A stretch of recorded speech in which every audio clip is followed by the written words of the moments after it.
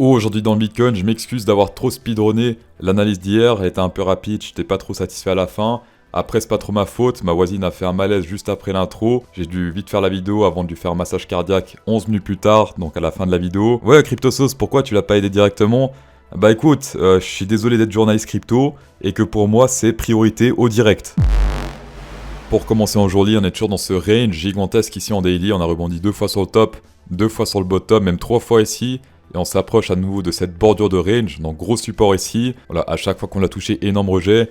Excepté ici où c'était un petit rejet, puis ensuite un énorme rejet. Sachez que si on descend ici, eh bien, le prix peut faire une grosse réaction ici, le marché peut faire une grosse réaction parce que énorme support historique. Hier, j'ai pas parlé du Extended Fib alors que ça fait partie des basiques du cours. Regardez comme j'ai modifié le Extended Fib pour que ça se fasse tout propre, tout joli, voilà. Comme ça fait pas des couleurs dégueulasses qui gâchent les courbes ici, les bougies. Ici avec l'Extended Fib, on est sur le 0,5, c'est le dernier support avant la chute ici, au 34 017, voilà. Donc là on a la zone danger 34 017. Sur le Fib standard, parce qu'on mélange sur les deux ici, on voit que hier on a clôturé sous le 666, donc on a pété la zone danger. Ça c'est pas très bon pour standard. Dernier recours ici, donc 36 282.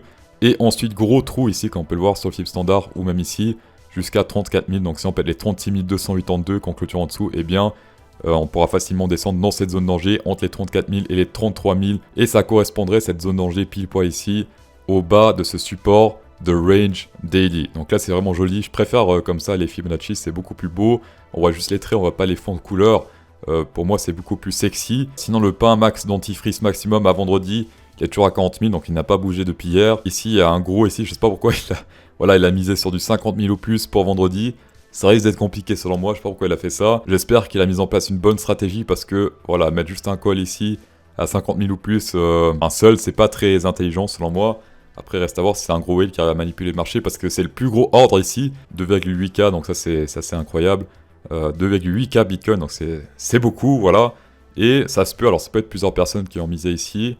Mais personnellement, c'est pas ce que j'aurais fait seul. En tout cas, peut-être avec une stratégie, mais seul comme ça, c'est pas incroyable. Niveau liquidation sur Kingfisher, on est sur un Burj Khalifa ici, vers les 38 400, donc énorme zone de liquidation ici.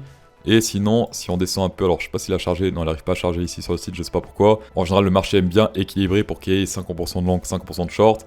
S'il y a plus de long, on liquide des longs, s'il y a plus de short, on liquide des shorts, et ainsi de suite. Pour l'instant, légèrement plus de long que de short, mais c'est rien de très incroyable. Sur le site, la sélection naturelle semble bugger. Il n'a pas envie de charger, du coup, j'ai mis ici sur Twitter le graphe de ce matin. 38 400 n'a pas encore atteint, mais on s'est approché de cette zone de sélection naturelle ultime. En 4 heures, on a non seulement atteint la première target de ce crabe Special Go, mais également la deuxième au millimètre près. Et ici, Special Go nous indique qu'il y a un crabe bat area potentiel dans cette zone-là, avec les traits bleus. Donc, entre cette zone-là et entre cette zone-là. Selon moi, c'est pas le meilleur trade à prendre, en tout cas pour l'instant, puisque si on rentre ici, le risque à prendre, c'est le bottom de ce potential machin area, crab area. Donc, si on descend jusqu'à là, pourquoi pas. Donc, on rentre ici, stop loss ici au bas. La récompense est dans cette zone-là. Et le risque est tout en bas. Donc, c'est pas un truc incroyable. Voilà, ce crabe-là était beaucoup plus intéressant à prendre. Pourquoi? Parce que le risque était très faible quand il était encore potentiel. Et la récompense très grande. Donc, lui était beaucoup plus intéressant à prendre. En tout cas, quand il était potentiel. Et ici, il deviendrait plus intéressant si on descend encore plus ici dans cette zone-là. Pour qu'on s'approche de cette stop loss ici du crabe area. J'espère que vous avez compris. Sur le MACD, on est presque sur une triple divergence bull. Ici, là, ça monte 3 fois, là, ça descend 3 fois.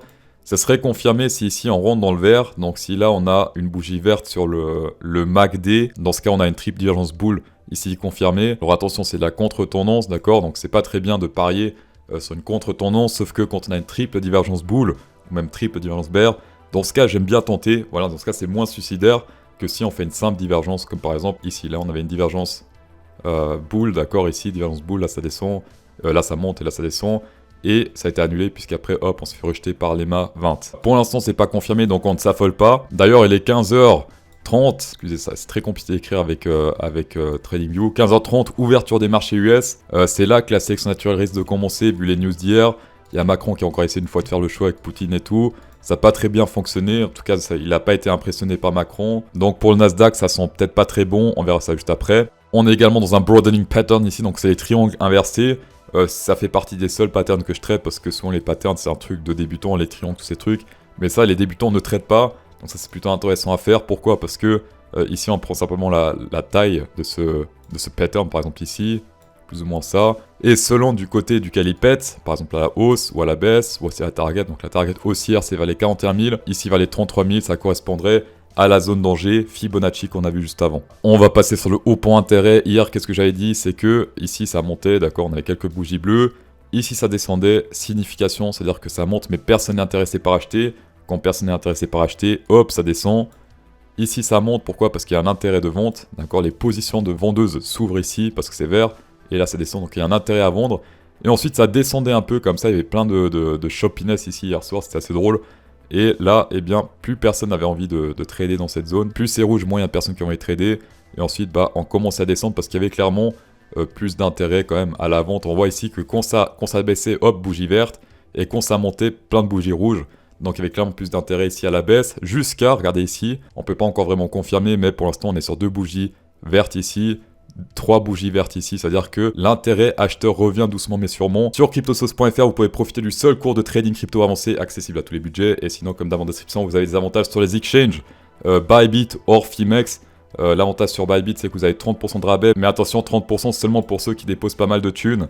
Il faut avoir un minimum de dépôt pour profiter de ces 30%, pardon.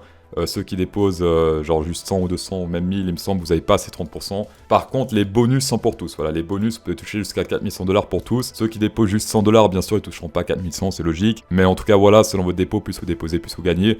Que ce soit sur Bybit ou over on Fimex. On va passer over on SPX. Alors attention, hier les marchés étaient fermés parce qu'il y avait un jour férié, mais là ça commence, là le sang va pouvoir commencer à couler. D'ailleurs, ça a déjà commencé ici, regardez. Première bougie rouge. Alors attention, je fais genre, je suis content, mais c'est un rire nerveux. C'est souvent les meufs qui disent ça. Ouais, mais c'est un rire nerveux. Désolé pour cette voix, j'ai pas fait exprès. C'est pas cool. Là, c'est ce qui risque de se passer, en plus avec les news et tout ce bordel. Alors je sais qu'il y a pas mal de monde qui dit ouais, mais CryptoSauce, la Russie et l'Ukraine, ça fait très longtemps, ça fait 8 ans qu'ils se bombardent dessus. Oui, très bien, je suis totalement d'accord. Sauf que ça fait pas 8 ans que la France et les US commencent à menacer la Russie avec les sanctions et tout le bordel. Là, ça commence à escalader et en fait, c'est ça le problème. C'est pas que le fait que la Russie attaque l'Ukraine, c'est que les US s'impliquent de plus en plus. Parce qu'à l'époque, Trump s'en battait les couilles. Mais Joe Biden, le président de la paix et de l'amour, bah lui, il menace Poutine parce que, soi-disant, il faut protéger l'Ukraine, alors que, historiquement, l'Ukraine, ça appartient quand même un peu à la Russie. Bon, ça, c'est une autre histoire, mais peu importe. Ici, on a clôturé sous les mâts 200 maintenant 2 fois. Les mâts 200, c'est la tendance. Quand on est au-dessus, tendance bull. Quand on est en dessous, tendance bear. Bon, en weekly, on est encore bull, mais en daily, ça commence à sentir un peu la flatulence. Pour une analyse technique plus poussée sur les SPX, j'ai fait une vidéo hier. Voilà, je vais pas refaire exactement la même chose qu'hier, juste parce qu'il y a certains qui ont la flemme de regarder la vidéo d'hier ou qui ont déjà tout oublié. Dans tous les cas, pour résumer, enchaînement de M ici. M, encore un M, voilà. Sinon, semaine dit, on a un enchaînement de divergence bear. Là, ça fait que monter.